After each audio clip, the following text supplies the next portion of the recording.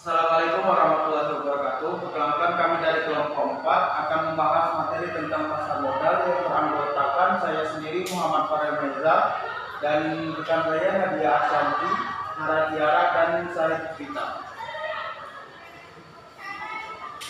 Untuk pembahasan yang akan dibahas dalam materi pada hari ini, yang pertama adalah pengertian, pengaturan jenis-jenis dari pasar modal, sekilas tentang pasar modal di Indonesia, reksadana atau investment fund, proses go publik perusahaan dalam kaitannya dengan kegiatan pasar modal. Yang pertama tentang beberapa pengertian tentang pasar modal. Secara etimologi, pasar modal terdiri dari atas dua kata, yaitu pasar dan modal. Untuk kata pasar digunakan beberapa istilah seperti bursa, exchange, market dalam bahasa Inggrisnya. Adapun untuk kata modal digunakan istilah seperti efek, securities, dan stock dalam bahasa Inggris. Istilah pasar modal ini yang digunakan di Indonesia adalah bursa efek. Dalam ketentuan pasal 1 nomor 4 Undang-Undang nomor 8 tahun 1995 tentang pasar modal dirumuskan bahwa bursa efek adalah pihak yang menyelenggarakan dan menyediakan sistem atau sarana untuk mempertemukan penawaran jual dan beli efek pihak-pihak lain dengan tujuan memperdagangkan efek di antara mereka. Selanjutnya adalah pengaturan tentang pasar modal. Setelah Indonesia merdeka, undang-undang yang mengatur tentang pasar modal adalah Undang-Undang Nomor 15 Tahun 1952 tentang penetapan Undang-Undang Darurat tentang Bursa. Lembaga Negara 1951 nomor 79 sebagai undang-undang. Lembaran Negara 1952 nomor 67. Salah satu peraturan pelaksana dari undang-undang tersebut adalah Keputusan Presiden Republik Indonesia nomor 60 tahun 1988 tentang pasar modal. Selanjutnya yaitu adalah jenis-jenis pasar modal. Yang pertama adalah pasar perdana. Pasar perdana adalah penjualan perdana efek atau penjualan efek oleh perusahaan yang menerbitkan efek sebelum efek tersebut dijual melalui bursa efek. Yang kedua adalah pasar sekunder. Pasar sekunder adalah penjualan efek setelah penjualan pada pasar perdana akhir. Yang selanjutnya adalah bursa paradigm. Bursa paradigm adalah kelengkapan dari bursa efek yang ada bagi perusahaan penerbit efek emiten dapat menjual efek melalui bursa. Baiklah, berikutnya materi kedua akan dibahas oleh saudari Nadia. Pada saudari Nadia dipersilakan.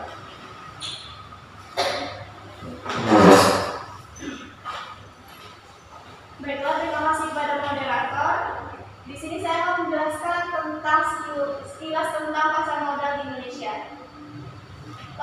Sistem perdagangan di pasar modal dapat dilakukan melalui dua cara, yaitu sistem dealer atau quote driven market dan sistem piala atau order driven market. Dealer adalah konsultan investasi bagi investor yang berperan sebagai mediator yang melayani dalam mengambil keputusan menjual atau membeli efek.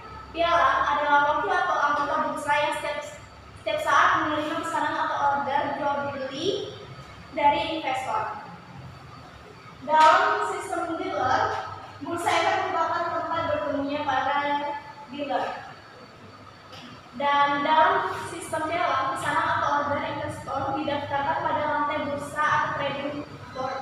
Bursa akan mengatur pesanan atau order tersebut melalui sistem lelang secara terus-menerus. Perdagangan saham di Bursa Efek Indonesia menggunakan sistem piala atau sistem order driven. Peserta bursa yang akan melakukan transaksi dengan mendaftarkan pesanan atau ordernya melalui sistem komputer Jakarta Automated Trading System atau JITS. Dengan menggunakan JITS ini, penawaran baik dari penawaran beli atau maupun penawaran jual diolah melalui komputer untuk menyetarakan atau matching dengan mempertimbangkan prioritas harga dan prioritas waktu. Yang selanjutnya itu lembaga-lembaga yang terkait dalam kegiatan pasar modal. Dalam kegiatan pasar modal terdapat beberapa lembaga yang terkait, baik lembaga instansi pemerintah maupun swasta. Keberadaan lembaga instansi pemerintah yang terkait dengan pasar modal sangat berperan penting karena yang berperan sebagai pembina, pengatur, dan pengawas. Sedangkan lembaga swasta ini memegang peranan penting karena berperan sebagai perantara dalam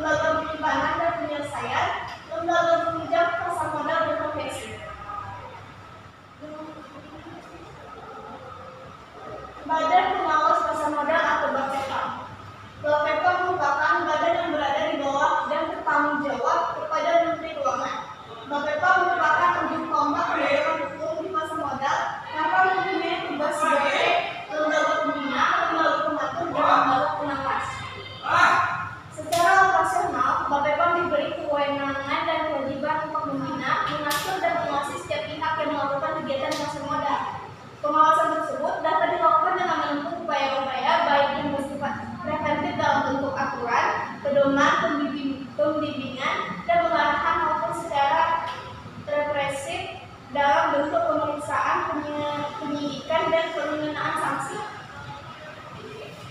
Yang selanjutnya itu perusahaan efek. Perusahaan efek adalah pihak yang melakukan usaha sebagai penjamin emisi efek atau underwriter, perantara pedagang efek atau broker, dan atau manajer investasi yang berfungsi sebagai pengatur emisi dan transaksi. Pelaksana pembinaan pengaturan dan pengawasan sehari-hari. Kegiatan pasar modal dilakukan oleh Badan Pengawas Pasar Modal atau BPPA yang berada di bawah dan bertanggung jawab kepada Menteri Keuangan. Adapun bentuk penjaminan emisi efek yang dituangkan dalam kontrak atau perjanjian tersebut itu ada 4. Yang pertama itu full atau firm commitment, yang kedua itu based on firm commitment, yang ketiga itu standby commitment, yang keempat itu all-or-none commitment. Perusahaan efek berfungsi sebagai perantara dalam aliran dana dan informasi antar pemodal dengan pemodal dan antar pemodal dalam perusahaan publik yang tercatat di bursa. Sekian materi dari saya kembalikan kepada moderator.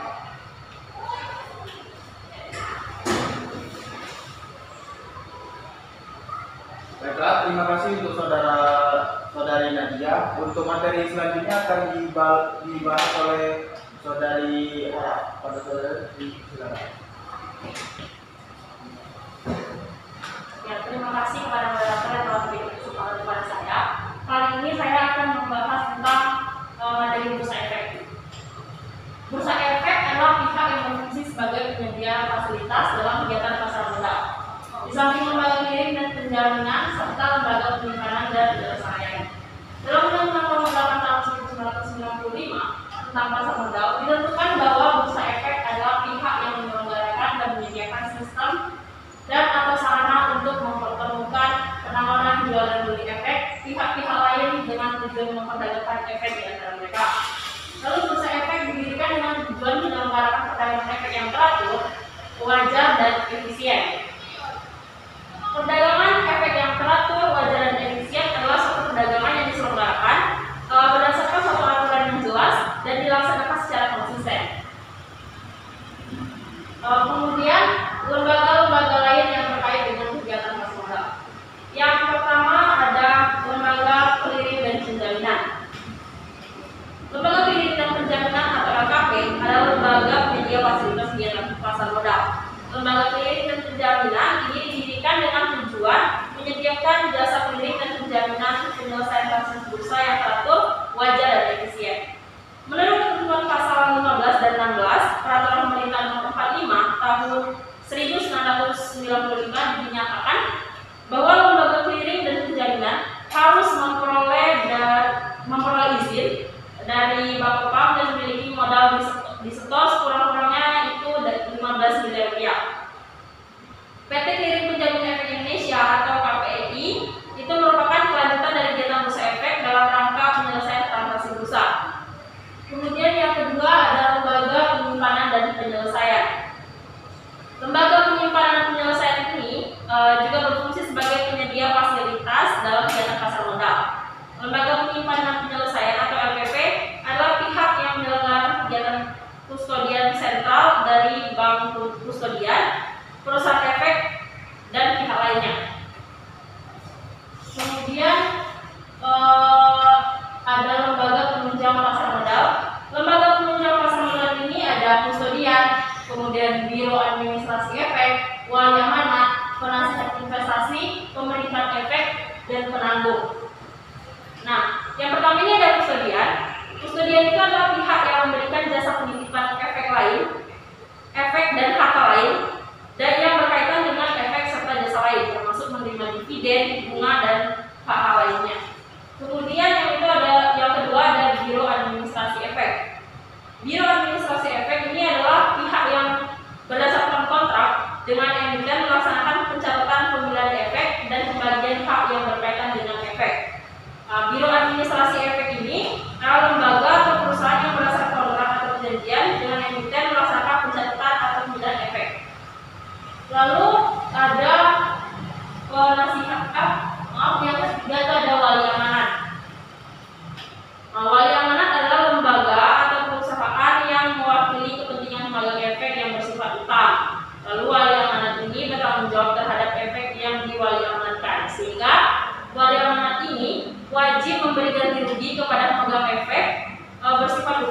atas kerugian yang timbul karena kelalaiannya dalam melaksanakan tugas sebagai wali amanat.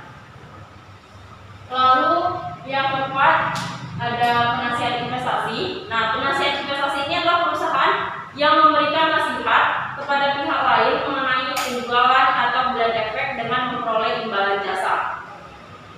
Penasihat investasi juga dapat berperan sebagai konsultan keuangan bagi perusahaan yang akan go public, terutama memberikan pendapat yang berkaitan dengan pengelolaan keuangan yang mencakup ada pemilikan sumber dana, jenis dana yang diperlukan, struktur modal, antisipasi harga efek di pasar perdana, serta hal-hal lain yang berkaitan dengan pengelolaan uang pada umumnya. Lalu yang kelima ada pemilikan efek. Nah, pemilikan efek ini adalah perusahaan yang melakukan pemelikatan terhadap efek yang bersifat utang, misalnya obligasi. Nah, pemilikan efek ini memberikan pendapat bersifat independen, jujur, dan objektif mengenai risiko suatu efek utang. Perusahaan yang menyelenggarakan pemelikatan di pasar modal Indonesia adalah PT Pemindo atau Pemelikat Efek Indonesia. Lalu yang keenam itu ada penanggung. Penanggung itu adalah lembaga penunjang pasar modal. Terus penanggung juga memberikan jasa berupa pemberian jaminan kepada pihak lain yang membutuhkan kepercayaan dan yang memberikan kepercayaan. Lalu ada profesi penunjang pasar modal. Nah, profesi penunjang pasar modal ini ada juga akuntan publiknya, konsultan hukum, perusahaan penilai, serta notaris. Nah, yang pertama itu ada akuntan publik. Menurut Undang-Undang Pasar Modal, yang dimaksud dengan akuntan adalah akuntan yang telah memperoleh izin dari Menteri dan terdaftar di Bapepam. Akuntan publik itu termasuk akuntan negara di bawah Badan Pengawas Keuangan dan Pembangunan atau BPKP yang melakukan kegiatan memberi pendapat atas kewajaran laporan keuangan perusahaan yang akan go publik. Kemudian yang kedua itu ada konsultan hukum. Nah, konsultan hukum ini dalam Undang-Undang Pasar Modal itu ditentukan bahwa konsultan hukum adalah ahli hukum yang memberikan pendapat hukum kepada pihak lain dan terdaftar juga di Bapepam. Konsultan hukum di pasar modal melakukan kegiatan memberi pendapat berdasarkan aspek hukum, terus mengenai segala kewajiban yang memiliki perusahaan yang akan dipublik.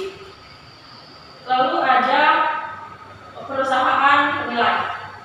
Nah, dalam Undang-Undang Penanaman Modal dirumuskan bahwa yang dimaksud dengan penilai adalah pihak yang memberikan penilaian atas aset perusahaan dan terdaftar di Bapepam. Penilai adalah lembaga atau perusahaan yang kegiatannya melakukan penilaian atas kekayaan yang dimiliki oleh perusahaan yang akan go publik.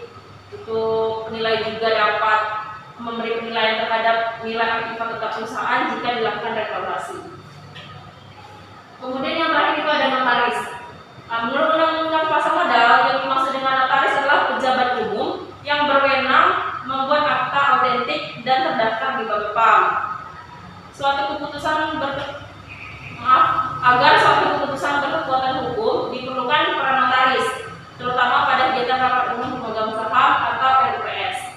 Nah, dalam kegiatan pasar modal, jasa notaris sebagai pejabat umum diperlukan terutama untuk melakukan membuat berita acara rapat umum dan menyusun keputusan RUPS, lalu meneliti keabsahan hal-hal yang berkaitan dengan penyelenggaraan RUPS, serta meneliti atas perubahan anggaran dasar untuk menjamin tidak bertentangan dengan peraturan perundang-undangan yang berlaku. Pelaku pasar modal itu berupa emiten, investor, perantara pedagang efek, perusahaan pengelola dana. Itu yang dapat saya sampaikan. Saya kembali kepada moderator.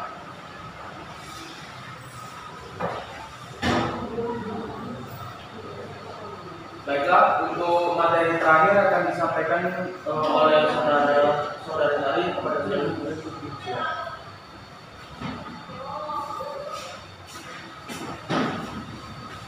Terima kasih kepada moderator yang telah memberikan kesempatan kepada saya. Langsung saja di sini saya akan menjelaskan mengenai reksadana atau investment fund. Menurut Undang-Undang Penanaman Modal, reksadana adalah wadah yang digunakan untuk menghimpun dana dari masyarakat pemodal untuk diinvestasikan ke dalam portofolio efek oleh manajer investasi. Dalam arti lain, reksadana adalah sertifikat yang menjelaskan bahwa pemiliknya menitipkan uang kepada pengelola reksadana untuk digunakan sebagai modal berinvestasi di pasar modal. Reksadana tersebut dapat berbentuk perseroan atau kontrak investasi kolektif. Reksadana yang berbentuk perseroan adalah emiten yang kegiatan usahanya menghimpun dana dengan menjual saham, dan selanjutnya dana dari penjualan saham tersebut akan diinvestasikan pada jenis efek yang diperdagangkan di pasar modal atau pasar uang. Kemudian ada pun reksadana yang berbentuk kontrak investasi kolektif, itu menghimpun dana dengan menerbitkan unit penyertaan kepada masyarakat pemodal, dan selanjutnya dana tersebut akan diinvestasikan pada berbagai jenis efek yang diperdagangkan di pasar modal atau pasar uang. Selanjutnya, proses go public perusahaan dalam kaitannya dengan kegiatan pasar modal. Adapun yang dimaksud dengan perseroan terbatas terbuka atau go public adalah perseroan terbatas yang modal dan sahamnya telah memenuhi persyaratan tertentu, di mana sahamnya dipegang atau dimiliki oleh beberapa pihak yang penawaran sahamnya ditujukan kepada masyarakat sehingga jual beli sahamnya dilakukan melalui pasar modal. Mengenai alternatif yang dapat dilakukan dalam go public itu ada penerbitan saham dan penerbitan obligasi. Ada tujuan dari go public dari suatu perseroan pada hakikatnya dapat dibagi dalam dua macam, yaitu tujuan finansial dan tujuan non finansial. Tujuan finansial dari dilakukannya go public adalah untuk meningkatkan modal perseroan, kemudian meningkatkan kesempatan untuk mengembangkan perseroan, memperbaiki struktur keuangan perseroan. Dan tujuan non finansial dari go public yaitu untuk meningkatkan profesionalisme, kemudian mengurangi kepemilikan internal, pemasaran perseroan, dan meningkatkan kepercayaan berbagai pihak pada perseroan terbatas tersebut. Suatu perseroan terbatas yang telah go public akan memperoleh beberapa keuntungan, antara lain dapat memanfaatkan dana segar, kemudian meningkatkan nilai perseroan, dapat memobilisasi data masyarakat, akses, dan fleksibilitas dalam meningkatkan modal, kemudian perseroan makin kompetitif dan meningkatkan image perseroan. Adapun tahapan-tahapan yang harus dilalui dalam rangka proses go public suatu perusahaan, yaitu yang pertama ada tahap persiapan go public, kemudian tahapan pendahuluan go public, dan tahapan pelaksanaan go public. Untuk yang pertama yaitu persiapan go public. Dalam tahap ini dilakukan hal-hal yang bersifat mendasar, yaitu restrukturasi, pemberesan surat-surat dan dokumentasi, dan dilakukan private placement. Pada umumnya, proses restrukturasi ini meliputi restrukturasi finansial, bisnis, korporat, restrukturasi sumber daya manusia, dan utang atau pinjaman. Setelah dilakukannya restrukturasi perusahaan, maka langkah selanjutnya yaitu dilakukan pemberesan surat-surat dan dokumentasi. Hal ini penting dilakukan karena suatu perusahaan yang akan go public itu membutuhkan suatu perapian di bidang kearsipan dan dokumentasi. Perlu juga melakukan private placement. Private placement ini adalah suatu proses di mana pihak perusahaan yang akan go public itu mencari dana kepada pihak lain, yang mana dana diperoleh tersebut akan dibayar dengan saham pada waktu go public atau dari hasil dana go public. Jelaslah bahwa private placement ini perlu dilakukan karena suatu perusahaan yang akan go public memerlukan dana terlebih dahulu untuk membereskan perusahaannya atau untuk kepentingan lain. Tahap selanjutnya yaitu tahap pendahuluan go public. Dalam tahap ini ada beberapa hal yang harus dilakukan. Yang pertama itu penunjukan pihak yang terlibat. Adapun pihak-pihak yang terlibat tersebut antara lain penjamin emisi, kemudian akuntan publik, konsultan hukum, notaris, perusahaan penilai, biro administratif, dan lainnya. Kemudian untuk yang kedua itu proses underwriting. Dalam tahap ini emisi sudah harus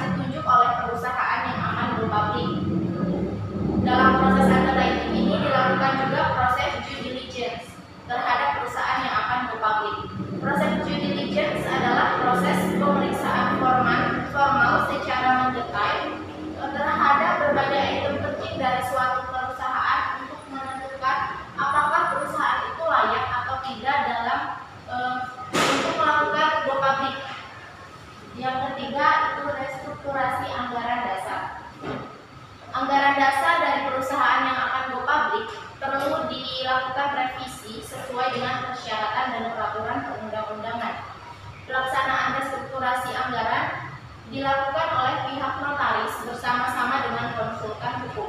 Adapun hal-hal yang perlu direvisi atau diamandemen dari suatu anggaran dasar tersebut yaitu permodalan perseroan, kemudian jumlah saham diperbanyak, jumlah saham yang dialokasikan kepada publik, kemudian harga nominal, saham dengan cara yang sesuai dengan aturan pasar modal, persyaratan untuk direksi dan komisaris lebih diperketat, dan keuangan harus diaudit akuntan publik. Langkah selanjutnya yaitu ada pembuatan laporan dan dokumentasi go public lainnya. Adapun dokumen-dokumen yang diperlukan dalam kaitannya dengan proses go public, yang pertama yaitu legal audit dan legal opinion yang dibuat oleh konsultan hukum. Yang kedua, laporan keuangan dari akuntan publik. Kemudian yang ketiga ada laporan penilaian dari perusahaan penilai. Keempat, draft prospektus yang termasuk di dalamnya laporan oleh emiten sendiri. Dan yang kelima yaitu draft prospektus ringkas untuk diumumkan dalam 2 surat kabar. Yang keenam, pernyataan pendaftaran, dan yang terakhir yaitu comfort letter. Selanjutnya dilakukan tahap pencatatan pendaftaran atas saham-saham di Bursa Efek. Go public ini perlu juga dilakukan pencatatan atas saham-saham di bursa-bursa efek, di mana saham-saham dari perusahaan tersebut akan dijual, yaitu penjualannya di pasar sekunder. Untuk tahapan go public selanjutnya yaitu tahapan pelaksanaan go public. Dalam tahap pelaksanaan ini ada beberapa hal yang perlu dilakukan. Yang pertama yaitu proses pengajuan pernyataan pendaftaran emisi ke BPK. Kemudian yang kedua itu ada public expose, yaitu pernyataan dan diskusi dengan pihak publik atau pihak pejabat yang berwenang. Kemudian yang ketiga ada pembuatan dan pencetakan prospektus serta pemuatan prospektus ringkas dalam 2 surat kabar.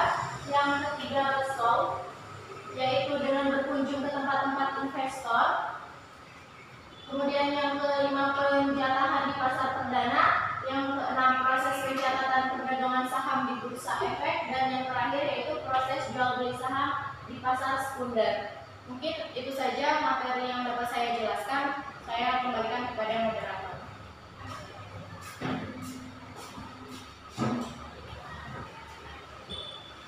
Mungkin itu saja presentasi dari kelompok kami pada video kali ini. Bila ada kesalahan mohon dimaafkan. Wabillahi taufiq wal hidayah. Wassalamualaikum warahmatullahi wabarakatuh.